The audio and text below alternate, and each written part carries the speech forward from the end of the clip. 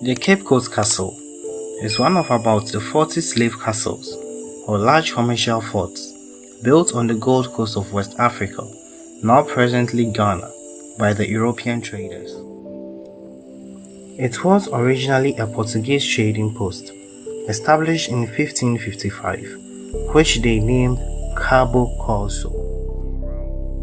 However, in 1653, the Swedish African Company constructed a timber fort there.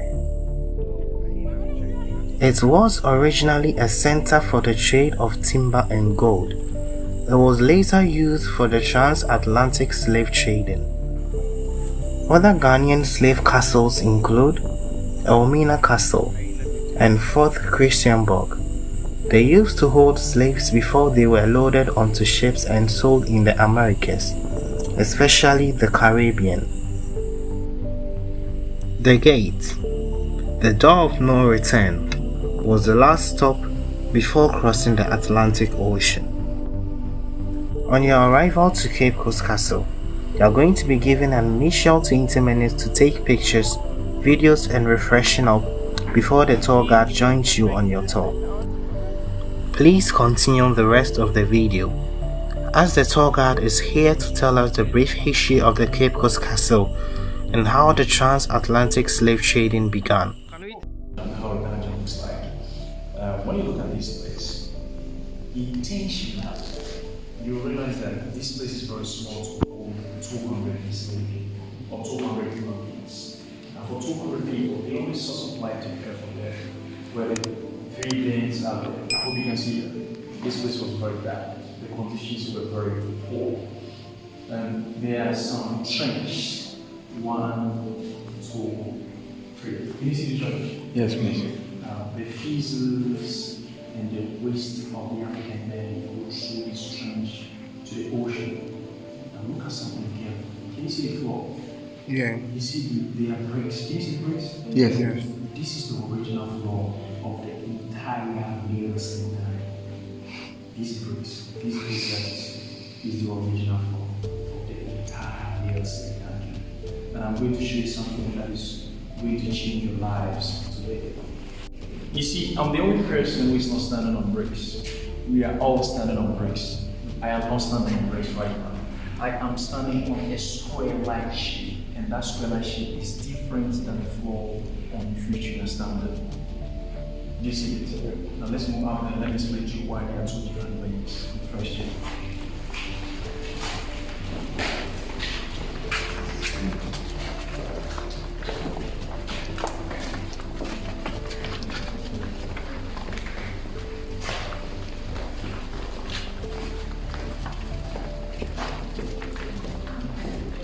Now, we are the 3rd chamber. 1st, 2nd, 3rd chamber. That's the 4th chamber, and the last chamber lies in the last chamber, in the 5th chamber. Now, so there are 5 chambers. In each one of them were 200 African men. So 200, that means the 1,000 African men in the male dungeon. This is where the defecated, slept here, the ate here. The conditions here were very poor. Now, in the 3rd chamber, the only source of light on earth for them were 2 vents up. Now, please go. Did you see the trench we saw? We did see the 1st chamber. Yeah. So the feces and urine will pass through to the ocean. It goes down there.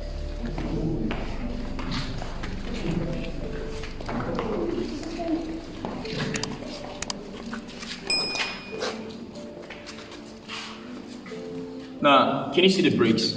Yeah. Now, the bricks we see right now is the original floor of the entire male slave dungeon.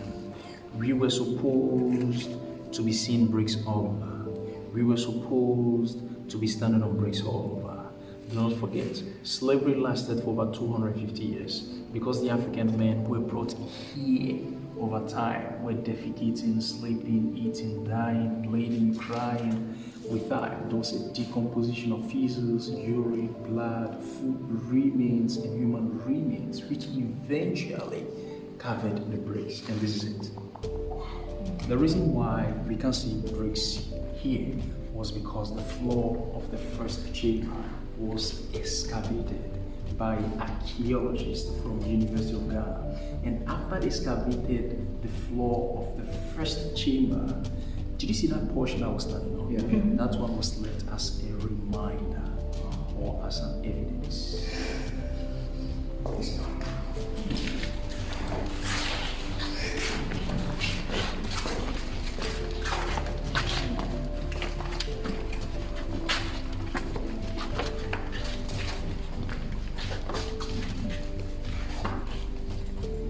Please come in. Now, this is the last chamber. The only source of light for the African men was that open. Before what I understand lies a shrine or an altar. This altar represents the African traditional spirituality or the African traditional religion. This is what the Africans were practicing before the arrivals of the Europeans. This wasn't here when the African men were here. This shrine was established here after the slave trade was abolished. This was after. You see that chamber there? That chamber was where all the African men who were blinded, sick, and very weak were left to die. And after they died, we just picked their bodies and dumped them in the ocean. There used to be a very big town right here. We call the town, or the passage, or the channel. Now, the African men, before they had to be shipped off to the Americas, they were not allowed to walk through where we came from. That was the entrance and not the exit. The exit lies here. Now, the British soldiers will keep the African men through the exit, which is known as the tunnel to the door we call the door of return. Now, this tunnel got the seal of like a British governor called Captain John McLean to officially abolish the transatlantic slave trade. The reefs you see there were brought by African Americans and Arabs within the hospitals to pay respect to the assistants we hire. Any questions, please?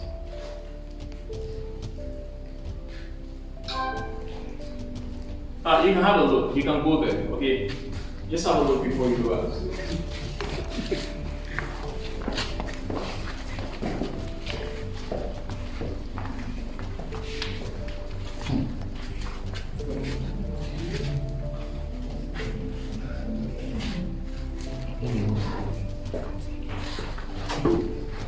Sorry.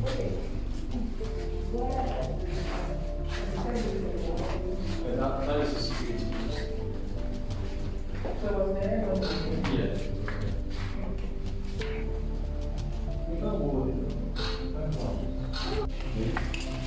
Watch your steps, okay?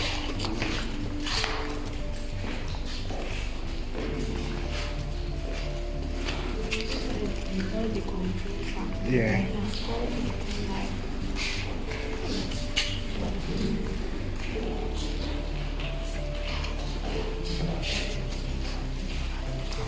I'm watching it.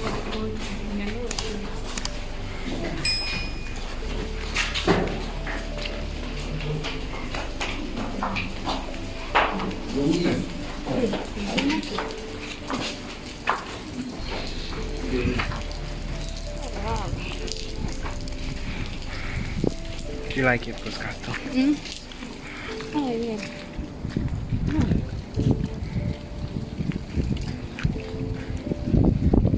Right. Oh, watch your steps. But you can come right here. You know what? Because of the water, you just come this way. There's no water. Let me stop. Now, you go this way. I want you to see all the grapes. There are 4 grapes, okay? Now, these are 4 identified grapes. 1, 2, 3, 4. Now, before this grave that we are standing lies the grave of a black man and graves of British officials. Now, this one is a black man, not a white man. Neither is it British. These are for British people. Now, this black man is called Philip Kwaku. The real name is pronounced Kweku, but because the British here could not pronounce Kweku, they did call him Kwaku. So Kweku was transformed or was corrupted to Kwaku. This man's father used to work for the British officials. He was one of the black slave traders. Because of that, when his son Philip Kwaku was 11 years old, the British transported Philip Kwaku to London to study theology. He was the same or the first African who became a priest, an Anglican priest to be precise, in a church on top of the male dungeon. Do you remember I said there was a church on top of the dungeon? That used to be the church. Philip Kwaku promoted Christianity and the Western form of education. He was born in 1741. He died in 1816 at the age of 75. And his three graves, the first one is a British lawyer and a soldier called C.B. Whitehead. He died at the age of 38 in 1812. The cause of his death is not known to us. And those two graves are for British people. The middle grave is for the husband, and the third grave is for the middle grave is for the wife, and the third one is for the husband. It's a couple, graves of a couple. Now the husband is called Captain George Maclean. Maclean used to be the governor of the castle from 1830 until 1844. He built the Court of Justice at Maclean's Hall. Can you all see? That's the first British Court of Justice in Ghana until 1877, when the capital city was relocated to Accra. Captain George Maclean was the same person who also sealed off the tunnel in the male dungeon in the year 1834. Maclean was born in 1801. He died in 1847 at the age of 46. Malaria killed him. Oh. His wife died mysteriously. Her name is Letitia Elizabeth London. She died very mysteriously in her husband's belly. There are many historians who claim that Letitia committed suicide after she found out that her husband was cheating on her with a black woman. There are others who claim that she did not commit suicide, but it was the African mistress of her husband who poisoned her. She died up there in her husband's living room at the age of 36. Any questions, please? Please come with me.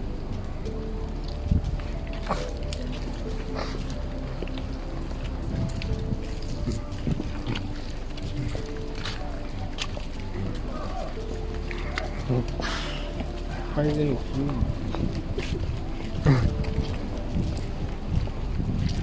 free of charge.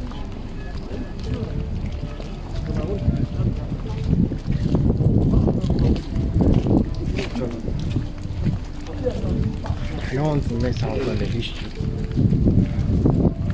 I want to get all the history into one part. Please come.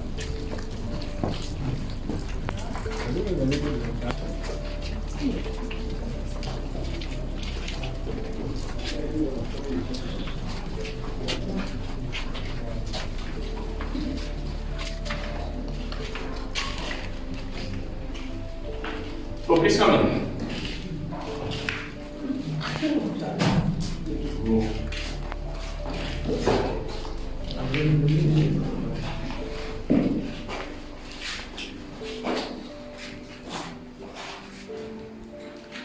Now, this is the cell of the men. We have already been to the male dungeon. This is not a dungeon for the men. This is the male punishment cell. Now, all the men in the male dungeon who tried to fight back for their freedom and rights were brought here to die. They were denied of food, air, light, and water. They were here until they were dead. There are no windows here. Where we came from had 3 doors at the time of the transatlantic slave trade. The first door, the middle door, and the third door. Not less than 15 African men were brought here. They were denied of food, air, light, and water. They were here till they died. And after they died, we just picked their bodies and dumped them in the ocean. Any questions, please? Please come.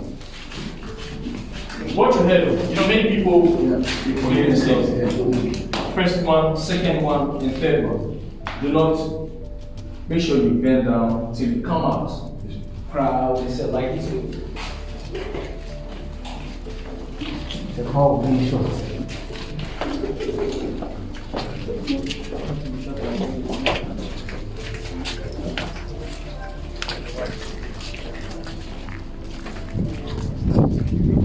Please come.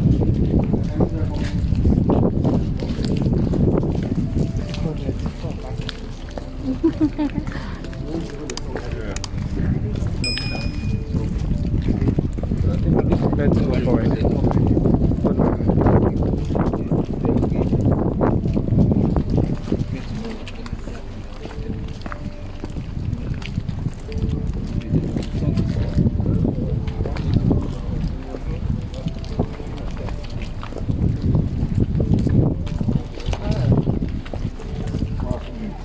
go too much, okay?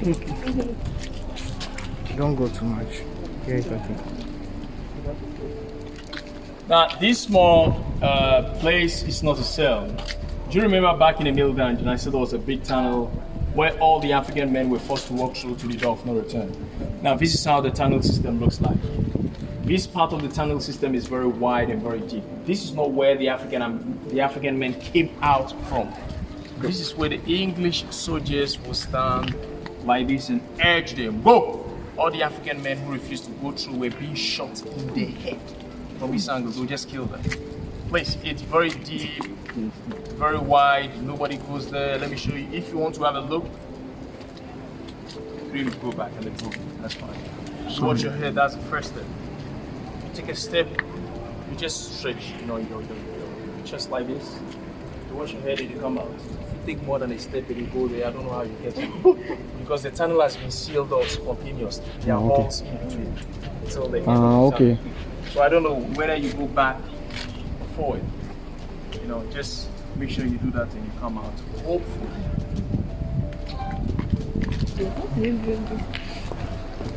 You're very wicked. And think.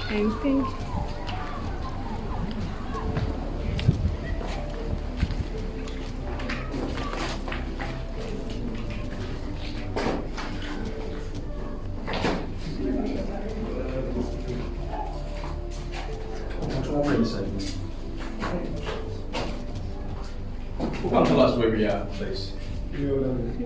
Female. This is not a female band.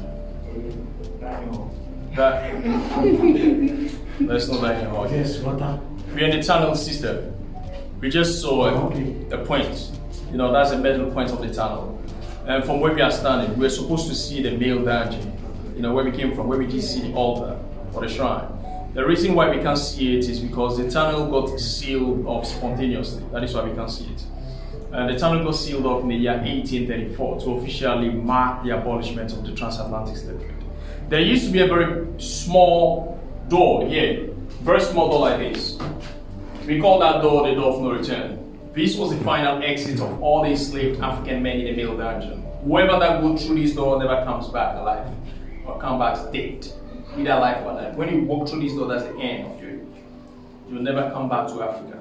You never see your relatives, your wife, your parents, your families, nobody.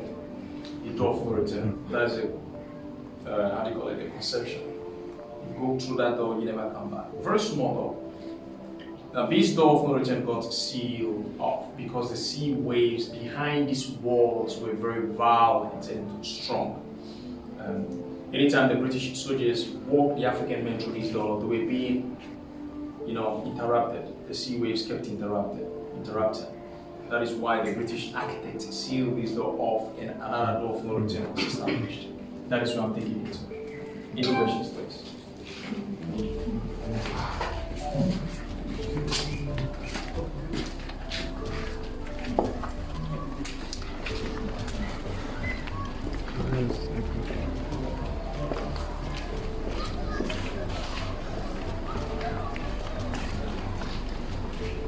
Now, this is a small cell, a very small cell we call the female punishment cell. Now, this cell is where all the African women who did not allow themselves to be sexually abused were brought. If you're a woman and you don't allow yourself to be sexually abused, they'll bring you here. Not less than 12 African women were brought here at the time. You see this small metal, there used to be a very big metal. It was in this small cell that the African women menstruated, they defecated, they slept. The conditions there was very poor. This is where food and water was given to them.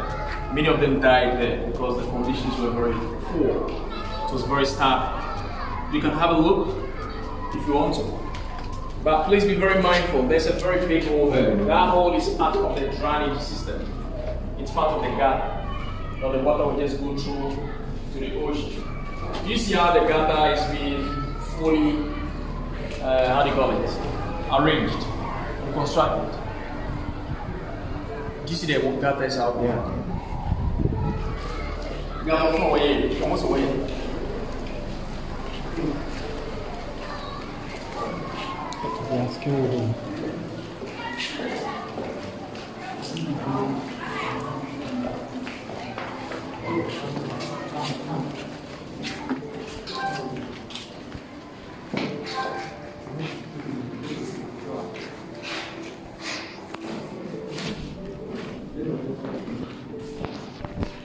This is a female dungeon. There are two female dungeons. The other female dungeon is right there. In each female dungeon were as many as 250 African women. That was the maximum number. The minimum number was 200 or 150. That's the minimum. Maximum is 250 each one there. The only source of light for the African woman were the three holes. I don't call them windows. 1, 2, and the third one lies there. Can you see it? You know, there were mosquitoes, cockroaches were coming in, there were flies, the women were menstruating here, they were defecating here, they were sleeping here, they had rashes, there was this wide spread of diseases like cholera, malaria, many of them got blinded, very weak and very sick. All the African women who got sick and died here were being taken out and down in the ocean. If you're a woman and you get pregnant here by the British officials, you'll be taken outside a slave castle. That is if they know you are pregnant. If they don't, that's a different picture of discussion. You'll be forced onto the slave ships.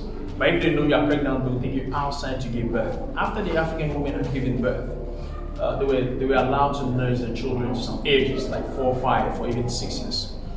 Did you see the church on top of the dungeon? That church served as a school also. Their fathers educated the biracial children in the church. They were the very children who grew up to become slave traders, slave manipulators, architects, lawyers, and many more. Now those mothers were being regarded as wench, and a wench means a prostitute. Prostitute, wench. Do you get it? Any questions? Only basketball player.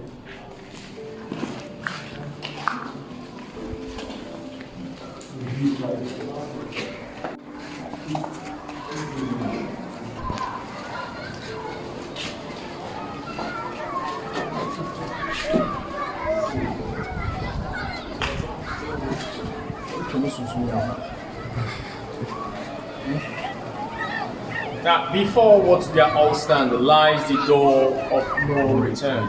Now, the original door of no return used to be the small door, very small door. We call this door the door of no return because this is where all the African men, women, teenagers made their last exit. Once you go through this door, it's impossible to come back. You can't come back unless you are being taken to the European nations under an agenda, like how that black man was taken to London to study at the University of Oxford. He was taken on that agenda. It was an agenda why they took him there. They brainwashed him and they brought him back as a missionary. Now, the big slave ships were about 250 meters away from here. So the English soldiers would force each troop onto smaller boats, take them to the bigger ones until all of them got there. They never moved. After the African men, women, and teenagers were onto the slave ships, the journey would begin. The journey from this angle to the Americas took them 4 months or more.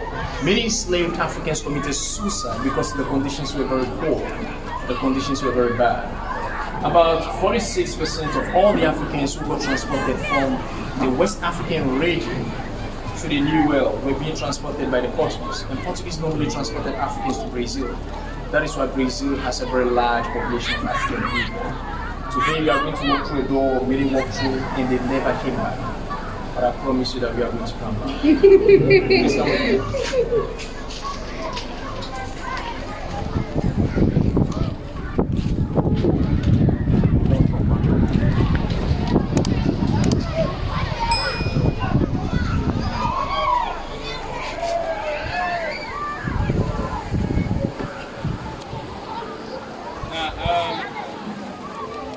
They are swimming. This is a beach party that is being held every Sunday. Every Sunday, people come here and swim. Can you see that wall there? That wall was intentionally built by the British officials at the time of the transatlantic slave to prevent the Africans from coming here. No black people or African people were allowed to swim and fish here. That is why we call this place European Beach, a white man's beach. Black people were not allowed to come here.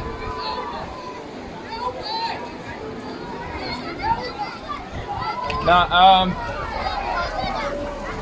I'm going to give you just 2 minutes, take some pictures before we go back, please. People who are taken from the West African region to Jamaica and New York. Samuel Carson to Jamaica, Samuel Carson to New York, Madame Crystal to Jamaica. In 1998, their skeletons were exhumed from their graves and brought back to Accra. From Accra to a community called Abanzi. When you go to Abanzi, after a ritual they perform, that ritual was performed by some African diasporans and other African diasporans. The Africans and other African diasporans, they did come together to remember the abolishment of the transatlantic slave. Their skeletons were placed in 2 different caskets and brought intentionally across the Atlantic Ocean through the store of return. This is symbolic moment. This is to tell African Americans and other African diasporans that they can come back to their motherland, Africa. That's a meaning. Samuel Carson and Madame Crystal are reburied at a slave market or a slave river called a Simmons slave river, slave market. When you go there, you see their graves. Samuel Carson and Madame Crystal. This is one of the reasons why walking is your there is a flag there that says Akwaba. And Akwaba means you walk back to your root or your origin. Now I'm going to give you try anything to do that brief. Just 30 seconds. Before we see the living rooms of the government. Any questions?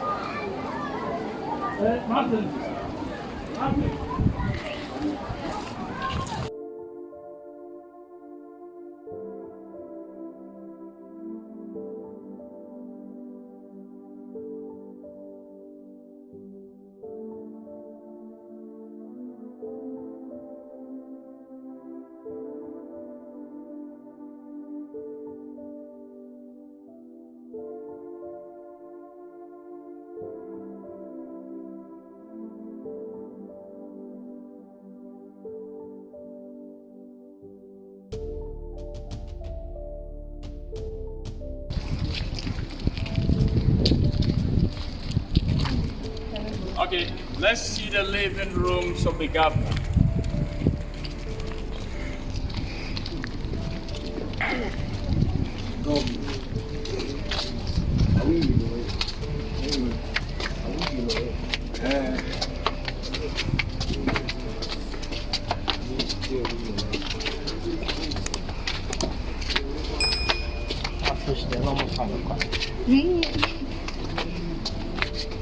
I didn't see one year different color.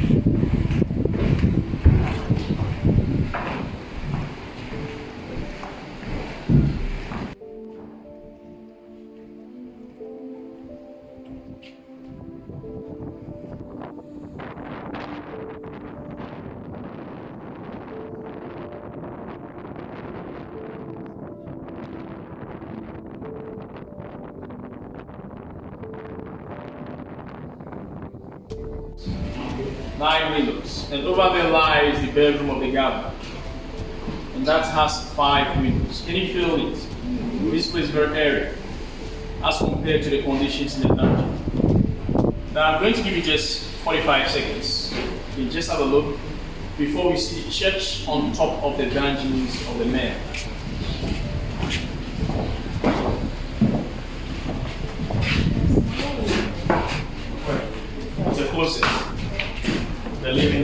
when the government kept his clothes and Eish, I'm not close to. I'm not answering. That's no governor.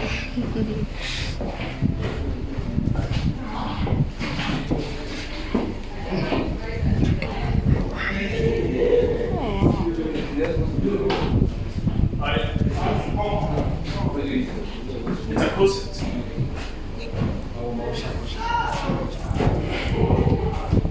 Hello, we are living.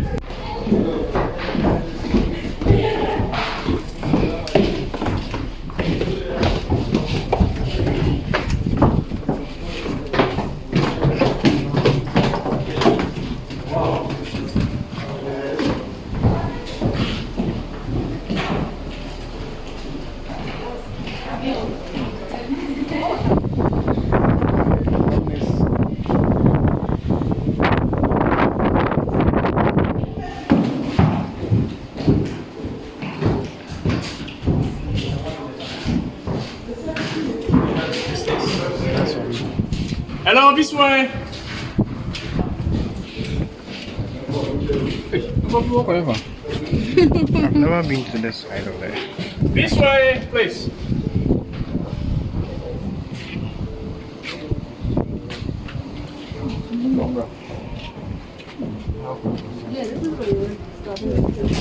Let's go.